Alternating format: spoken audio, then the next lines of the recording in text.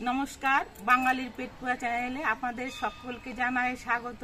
বন্ধুরা, সারা বছরই কিন্তু কম বেশি নিম পাতা খাওয়া শরীরের পক্ষে ভীষণ ভালো। তবে শীতের শেষ আর গরমের শুরু, ঠিক এই সময়গুলোতে কিন্তু নিম পাতা খাওয়া শরীরের পক্ষে ভীষণ প্রয়োজন। কারণ এই সময়ে কখনো ঠান্ডা পড়ে, কখনো বা গরম পড়ে, তাই এই সময় কিন্তু আমাদের শরীরে বিভিন্ন রকমের অসুখ বিসুখ হয়। তার জন্য কিন্তু নিম পাতা খাওয়া আমাদের শরীরের পক্ষে ভীষণ প্রয়োজন। অথচ এই নিম পাতাটা তোলার আগে বলে কিন্তু আমরা অনেকেই খেতে চাই না। আজকে আমি নিম পাতা দিয়ে খুব সুন্দর একটা রেসিপি তৈরি করে আপনাদের সঙ্গে শেয়ার করছি। এতে কিন্তু নিম পাতা তেঁতুর পরিমাণটা অনেকটাই কম লাগবে। তো বন্ধুরা দেখতে থাকুন আমি তাহলে নিম পাতা দিয়ে কীভাবে রেসিপিটা তৈরি করছি। আজকের নিম পাতাটা আমি কিছু সবজি দিয়ে রান্না করব। তার জন্য আমি যে সবজিগুলো নিয়েছি, কাঁচা কলা নিয়েছি, আলু নিয়েছি, বেগুন নিয়েছি আর সজনের ডাঁটা নিয়েছি।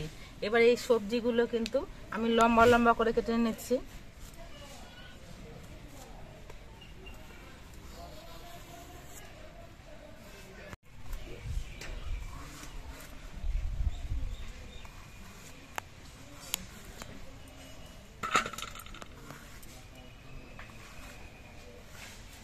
এরকম লম্বা করে আমি সবজিগুলো কেটে নিচ্ছি।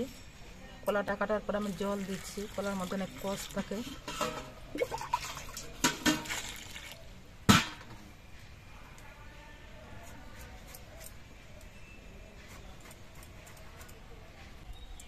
এই সময়টাতে কিন্তু অনেক সজনের ডাঁটাও পাওয়া যায় আর অনেক কচি নিম পাতা কিনতেও পাওয়া যায়। তো আপনারা এই সময়টাতে সজনের ডাঁটা, কচি নিম পাতা এগুলো খাবেন। কারণ আমরা ছোটবেলা থেকে বড়দের মুখে শুনে এসেছি যে এই সময়টাতে নাকি সজনের ডাঁটা, নিম পাতা খাওয়া ভালো। কারণ এই সময়তে কিন্তু বসন্ত রোগ হওয়ার প্রবল সম্ভাবনা থাকে। আর এগুলো খেলে পরে কিন্তু বসন্ত রোগ হওয়ার সম্ভাবনা কিন্তু অনেক কম থাকে। তাই আপনারা সকলেই খাবেন। সব সবজি আমি কেটে নিয়েছি আর কিছু নিম পাতা আমি এরকম ভাবে বেছে নিয়েছি। এবার এগুলো সবই আমি ধুয়ে পরিষ্কার করে নেব।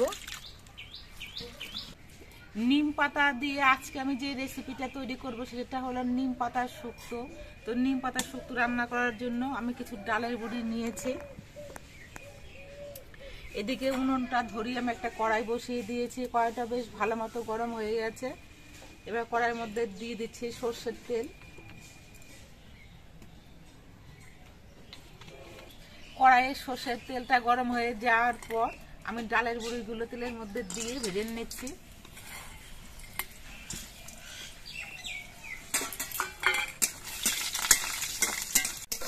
ডালের বড়িগুলো আমি লালচে রং ধরে ভেজে নিয়েছি। এবার নামিয়ে নিচ্ছি।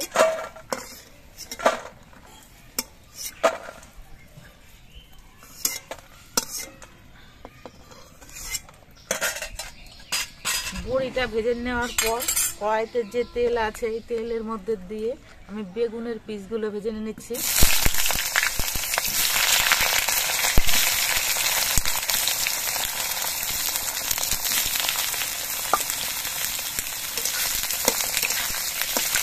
শুক্তো রান্নার সময় বেগুনগুলো যদি এইভাবে আলাদা করে ভেজে নেওয়া হয় তাহলে কিন্তু শুক্তোটা খেতেও বেশি ভালো লাগে আর বেগুনগুলো কিন্তু একেবারে গলে যায় না। বেগুনগুলো ভাজার সময় অল্প করে একটু নুন দিয়ে দিচ্ছি।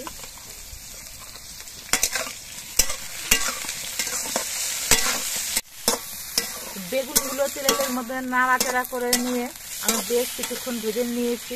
দেখুন বেগুনগুলো কিন্তু খুব সুন্দরভাবে ভাজা হয়ে গেছে। এবার আমি বেগুনগুলো নামিয়ে নিচ্ছি।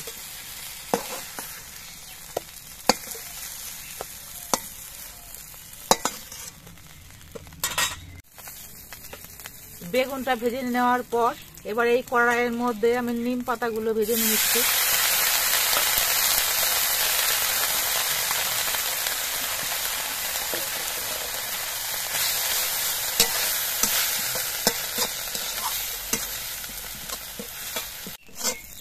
নিম পাতাগুলো কড়াইয়ের মধ্যে যখন দিলাম তখন কিন্তু কড়াইয়ের মধ্যে কোনো তেল ছিল না।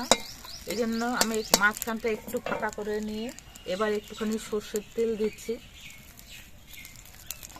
সর্ষের তেলটা একটুখানি সময় আমি গরম করে নেব। তেলটা একটু গরম হয়ে যাওয়ার পর এবার নিম পাতার সঙ্গে আমি মিশিয়ে নিচ্ছি।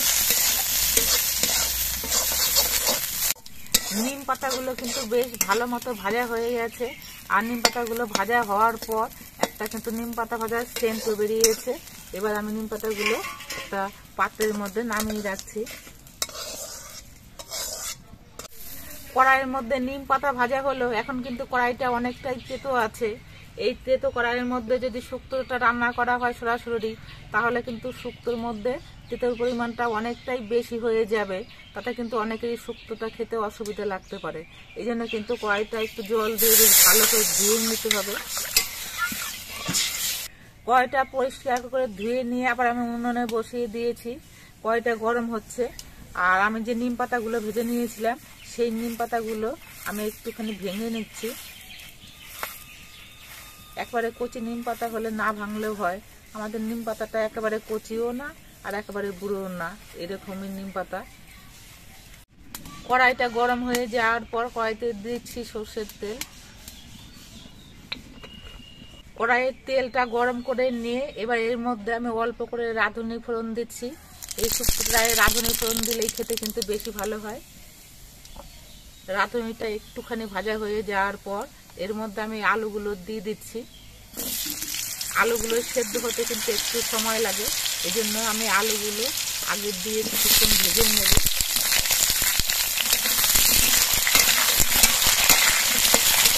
উনুনে কড়াইয়ের মধ্যে আলুটা ভাজা হচ্ছে। এদিকে শুক্তোটা রান্না করার জন্য আমি অল্প করে একটু মশলা বেটে নিচ্ছি। আমি হাফ চামচের মতো রাঁধুনি নিচ্ছি, অল্প করে একটু কাঁচা জিরে নিচ্ছি, আর অল্প একটু আদা নিয়েছি। এবার এগুলো একসঙ্গে আমি বেটে নিচ্ছি।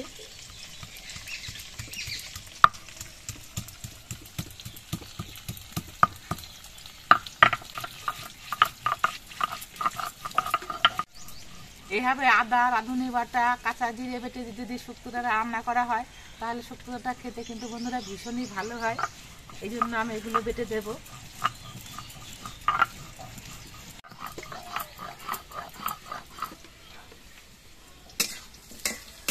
আলুগুলো কিছুক্ষণ ভেজে নেওয়ার পর আলুর কালারটা কিন্তু অনেকটা চেঞ্জ হয়ে গেছে।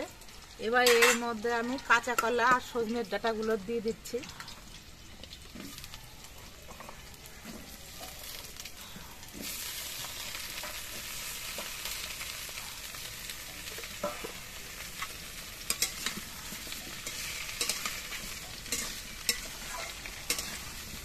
এবার এগুলোও কিন্তু কিছুক্ষণ ভেজে নিতে হবে।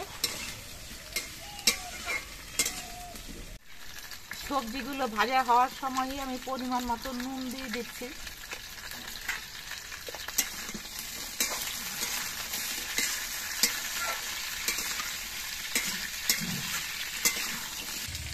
এদিকে মশলাটা আমার বেটে নেওয়া হয়ে গেছে, একটা বাটির মধ্যে তুলে নিচ্ছি। সব সবজিগুলো আমি বেশ কিছুক্ষণ ভেজে নিয়েছি। এরকম সবজিগুলোর কালারগুলো অনেকটা চেঞ্জ হয়ে গেছে। এবার এর মধ্যে দিয়ে দিচ্ছি অল্প করে একটু হলুদের গুঁড়ো আর বেটে নেওয়া মশলা।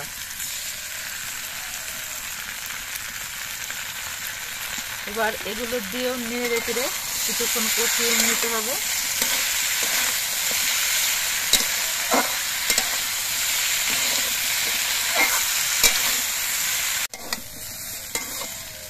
মশলাগুলো দিয়ে সবজিগুলো আমি 3-4 মিনিটের মতো কষিয়ে নিয়েছি।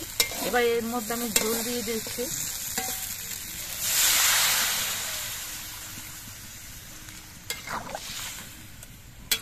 ঝোলের পরিমাণটা একটু বেশি করেই লাগবে, কারণ এখনো আলু, সজনে ডাঁটা এগুলো কিন্তু সেদ্ধ হয়নি।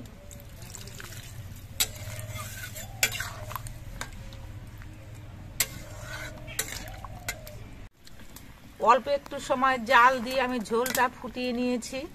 ঝোলটা ফুটে ওঠার পর এবার এর মধ্যে আমি ভেজে রাখা বেগুনগুলো দিয়ে দিচ্ছি।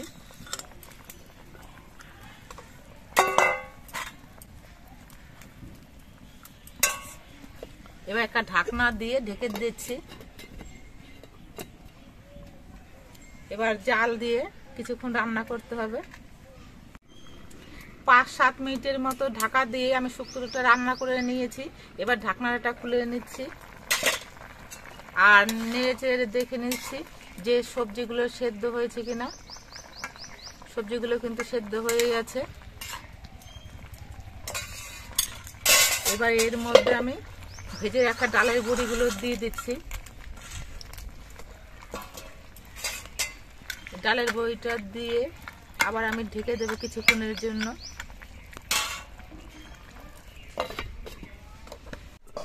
কিছুক্ষণ পর আবার আমি ঢাকনাটা খুলে নিচ্ছি। এবার দেখে নিচ্ছি ডালের বড়িগুলো সেদ্ধ হয়েছে কিনা। ডালের বড়িগুলো কিন্তু নরম হয়ে সেদ্ধ হয়ে গেছে। এবার এর মধ্যে আমি ভেজে রাখা নিম পাতাগুলো দিয়ে দিচ্ছি। নিম পাতা দিয়ে কিন্তু বেশিক্ষণ ফোটাবো না, আমি মিনিট 2-1 মতো ফুটিয়ে নেব। যদি বেশিক্ষণ নিম পাতা দিয়ে ফোটানো হয় তাহলে কিন্তু শুক্তোটার তেঁতোর পরিমাণটা বেশি হয়ে যাবে, তাতে শুক্তোটা খেতে কিন্তু অনেকেরই অসুবিধা লাগতে পারে।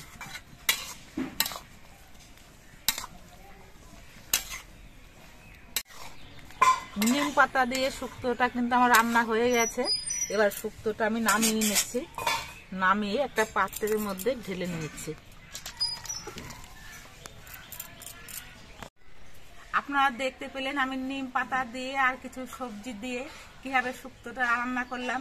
এই শুক্তোটা কিন্তু ভীষণ উপকারী একটা শুক্তো। আপনারা প্রত্যেকের বাড়িতে হয়তো স্পেশাল শুক্তো রান্না করে খান, তবে একদিন এইভাবে ঘরোয়াভাবে এই শুক্তোটা রান্না করে খেয়ে দেখবেন। আশা করছি আপনাদের খেতেও ভালো লাগবে, আর এটা কিন্তু স্বাস্থ্যের পক্ষেও ভীষণ উপকার হবে। আর আমাদের ভিডিওটা আপনাদের কেমন লাগলো, যদি ভালো লাগে ভিডিওটিতে একটি লাইক দেবেন, নতুন বন্ধু হলে চ্যানেলটিকে সাবস্ক্রাইব করে দেবেন। সকলে সুস্থ থাকবেন, ভালো থাকবেন। দেখা হবে পরবর্তী আরেকটি ভিডিওতে।